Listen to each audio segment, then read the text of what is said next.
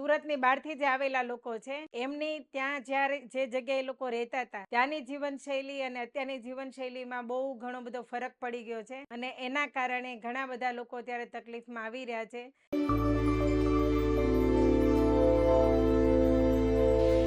તો અહીંયા સુરતના લોકોને રાત્રે 12 વાગ્યા પછી દિવસ ઉગે છે અને સવારે 6 વાગ્યા પછી સાંજ પડે છે. જે આપણને આપણા જે દેશની અંદર, આપણા જે સૌરાષ્ટ્રની અંદર, આપણા જે ગામની અંદર આપણને જે વાતાવરણ મળતું હતું, આબોહવા મળતી હતી, એના કરતાં એનું જે વાતાવરણ છે ભેજવાળું છે અને એના કારણે આપણી બેડ લાઈફસ્ટાઈલના કારણે આપણે જ્યારે ટાઈમે ઉઠતા નથી અને ટાઈમે સૂતા નથી તો એનું ઘણું બધું આપણા શરીરને ભોગવવું પડે છે કે જે વ્યક્તિ સવારમાં સૂરજને ઉઠાડે એ જિંદગીમાં ક્યારેય પાછો પડતો નથી. જ્યારે અરુણોદય થાય છે એ સમયમાં વાતાવરણમાં જે પ્રદૂષણ ફેલાતું હોય છે એકદમ નહીવત હોય છે, ઓછું હોય છે, કેમ કે વાહનોની અવરજવર ઓછી હોય છે.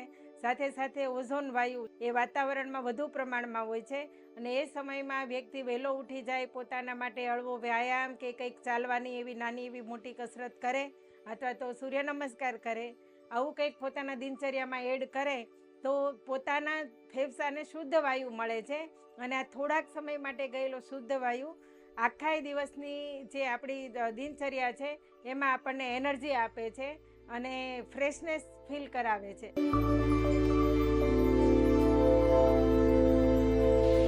બીજી વાત કે આપણે ઘણા બધા લોકોને, સુરતવાસીઓને રાત્રે મોડે સુધી જાગવાની ટેવ અને મોડેથી ભોજન લેવાની ટેવના કારણે સવારમાં જેવી જોઈએ તેવી ભૂખ લાગતી નથી. તો જે વ્યક્તિને અતિશય ભૂખ લાગે એ લોકોએ જ સવારમાં વહેલું જમવું જોઈએ અથવા તો જેમને જેટલી ભૂખ લાગી છે એ પ્રમાણે જમવું જોઈએ. વગર ભૂખે જમવાથી પણ અપચાનું તકલીફ આવે છે, મંદાગ્નિ થાય છે. તો ખાસ કરીને ભોજનમાં ધ્યાન રાખવું. સવારનું જે ભોજન છે એક તો હળવું લેવું જોઈએ અથવા તો ફ્રેશ જ્યુસ અથવા ફ્રૂટ્સ લેવા જોઈએ અથવા તો જેટલી જરૂર છે એ પ્રમાણે ભોજન લેવું જોઈએ અને સુપાચ્ય ભોજન લેવું જોઈએ.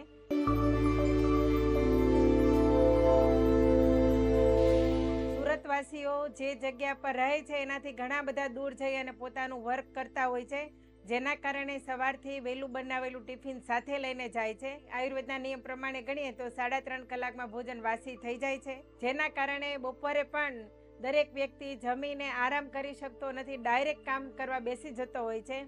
તો સવારે ભોજન ભારે લીધું, બપોરે પણ ભારે ભોજન, બીજું કે થોડુંક ઠંડુ થઈ ગયેલું ભોજન અને સાથે સાથે તરત જ બેસી જાય છે કામ કરવા માટે.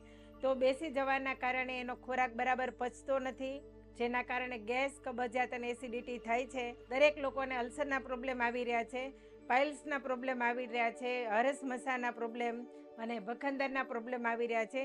આ એક જ હેબિટના કારણે કે બપોરે હેવી ભોજન જમે છે અને બિલકુલ એને પચાવવામાં કોઈ એક્ટિવિટી હોતી નથી, સીધા જ પોતાના કામ ઉપર બેસી જાય છે. સવારે જ્યારે તમે જમી લીધું છે તો બપોરનું ભોજન તમારી જરૂરિયાત પ્રમાણે અને ખાસ કરીને કઠોળનું પ્રમાણ વધારે, સ્પ્રાઉટનું પ્રમાણ વધારે અથવા તો લીલા શાકભાજી અને સલાડનું પ્રમાણ વધારે, વાલ, વટાણા, ગુવાર, ભીંડો, કેળા અને બટાકા આવા શાક એવોઇડ કરવા જોઈએ અને ખાસ કરીને વેલાવાળા શાકભાજી ખાવા જોઈએ. અને વેલાવાળા શાકભાજી તુરિયા, ગલકા, ટિંડોરા અને દૂધી, પરવળ, ગલકા આવા બધા જે શાકભાજી આવે છે જે રેસાવાળા છે, પચવામાં પણ હળવા છે અને સ્વાસ્થ્ય માટે પણ સારા છે. અને સૌથી મોટી ભૂલ કરીએ છીએ કે દરેક બહેનો ટિફિનમાં ફરસાણ પણ નાખે છે, ખાસ કરીને ચેવડો હોય છે, ફાફડા હોય છે, એવું કંઈક નાનું મોટું ફરસાણ ભેગું નાખે છે કે તમારા ભાઈ ટિફિન લઈને જાય તો બિચારા ભૂખ્યા રહે તો મારે આ બધું ધ્યાન રાખવું જોઈએ. પણ આવું આટલી બધી દયા ખાઈને આપણે આપણા ભાઈને બીમાર પાડીએ છીએ, તો આ ન થવું જોઈએ.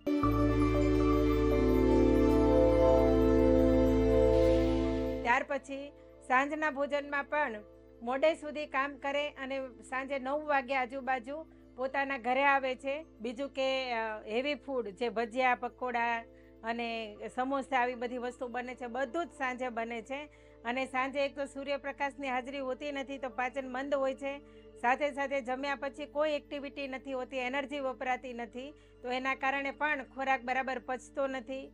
બીજું કે જ્યારે તમે સાંજે આવું કંઈ ભારે ભોજન લો છો તો તરત તમને ટેવ છે કે સોફા પર અથવા તો બેડ ઉપર લાંબા થઈને સૂઈ જવાની, તો એના બદલે થોડાક અડધો કલાક સુધી વજ્રાસનમાં બેસો અને ત્યાર પછી તમે હેવી ભોજન જમ્યા છો તો કમસે કમ 500 ડગલા અને વધીને 10,000 ડગલા સુધી વ્યક્તિએ ચાલવું જોઈએ અને પોતાનો લીધેલા ખોરાકને પચાવવાની મહેનત કરવી જોઈએ.